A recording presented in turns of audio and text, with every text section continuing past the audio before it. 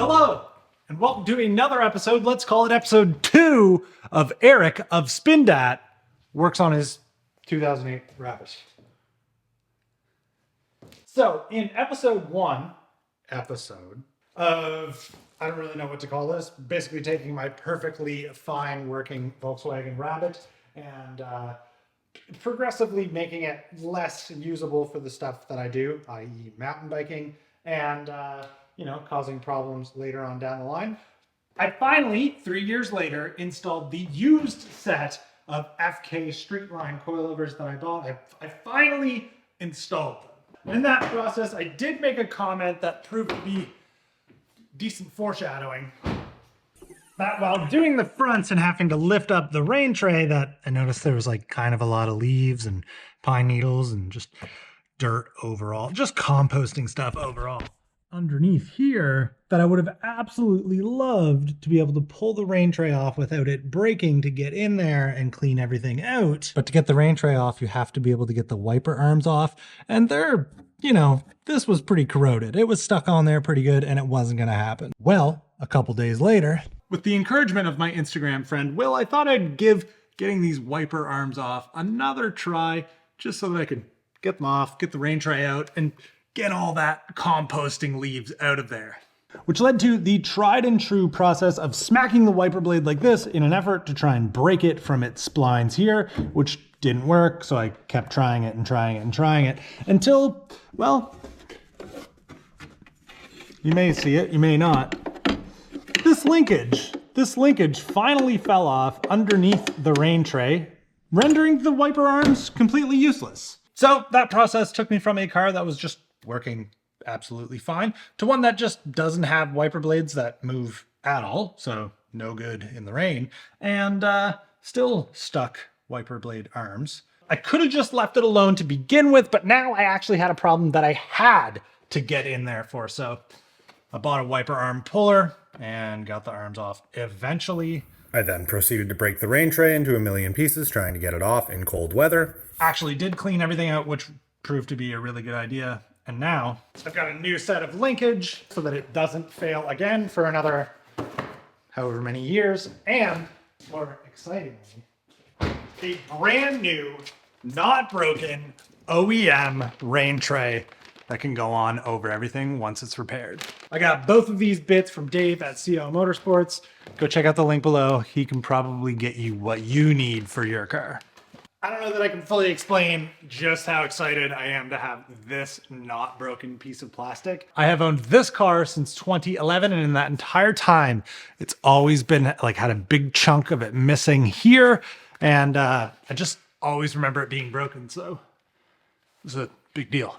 Okay, now I just have to watch a tutorial on how to swap this wiper linkage. Gotta watch it like 600 times or so and keep referring to it. And throw a time lapse on, pretend like I knew what I was doing the whole time. Millimeter socket, take these two bolts out.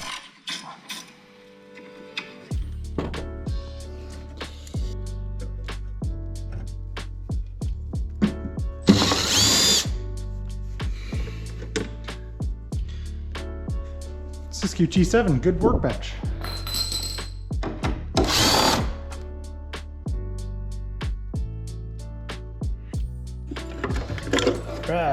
All right. Pretty good. It's a really good opportunity to clean all this though.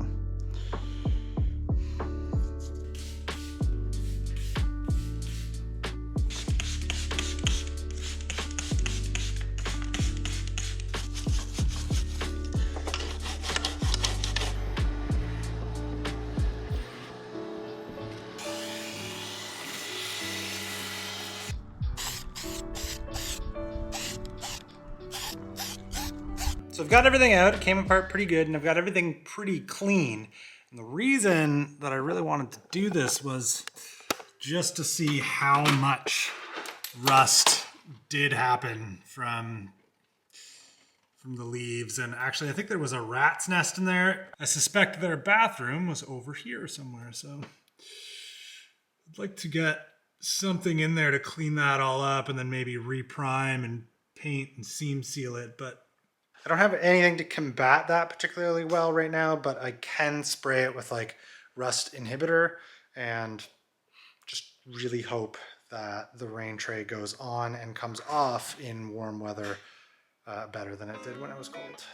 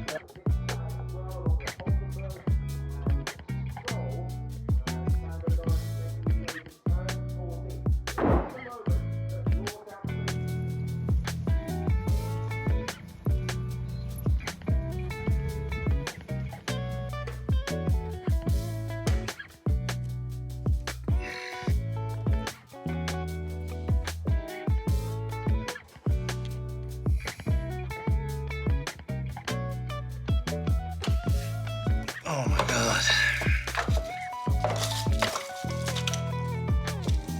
Oh, frig. There's so much stuff in here. It sucks.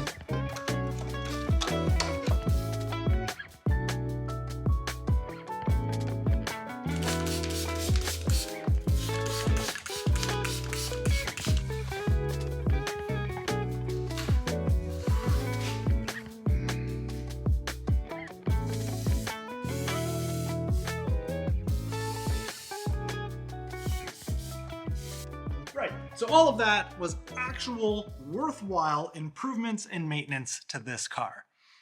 But being a mountain biker, working on a car, I can't just like sit here and leave it the way it is without putting something more on it, thinking it's a bit of an upgrade, even though it's probably gonna make the car vibrate more, overall just be a worse experience to be in, but it's like a common mod people do, because it supposedly makes the car like better, like traction's better, which makes you faster, all this stuff that you would do to a race car, even though I have never once raced or done anything with this car, despite Spindat being a race car channel.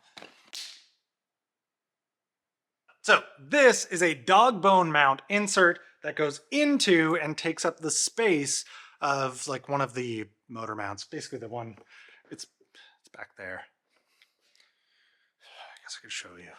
Can you see? So this is the dog bone mount area. It's called that because it looks like a dog bone. You can see there's a bunch of rubber void space in here. This basically just takes up that space. And when you put that in, it just sort of holds the engine and transmission in place a little stiffer, keeps it from rocking back a little bit more. I'm not going to sit here and try to explain to you why that's a benefit. I just noticed that I could rock this engine back and forth a lot by hand. And I wanted to just do a little something about it. Yeah. This sort of feels like one of these things that it's like, hey, if it ain't broke, it will be. And I think that's partially why I'm doing it, which is a bad idea. I got to drive to Moncton tomorrow.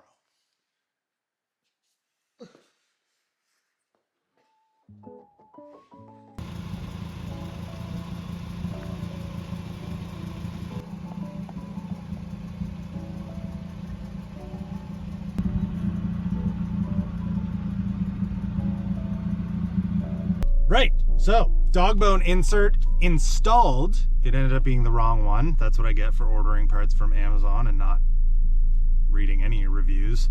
Anyway, I had to modify it to fit, so it actually has less stiffening properties in there than what is supposed to be. I definitely expected it to kind of do nothing, but even here at idle, you can feel a lot more of the vibration from the motor, which is fine. It doesn't really bother me at all. But what's more notable is it's like pretty instant that the car starts moving. I think there was so much play in the motor and transmission that it's almost like my clapped out shock on the piece of shit felt mountain bike. Like there's this dead spot, it all rotates, and then it starts to move. And that made this car feel really old and kind of just like, kind of worn out. And this little piece, this like $30 piece that I mangled and cut up, and it's like not the right one at all, has kind of woken the whole car up and made it just feel a little tighter and a little more new. So I'm pretty pleased with that. I don't really know what else to say in a car vlog.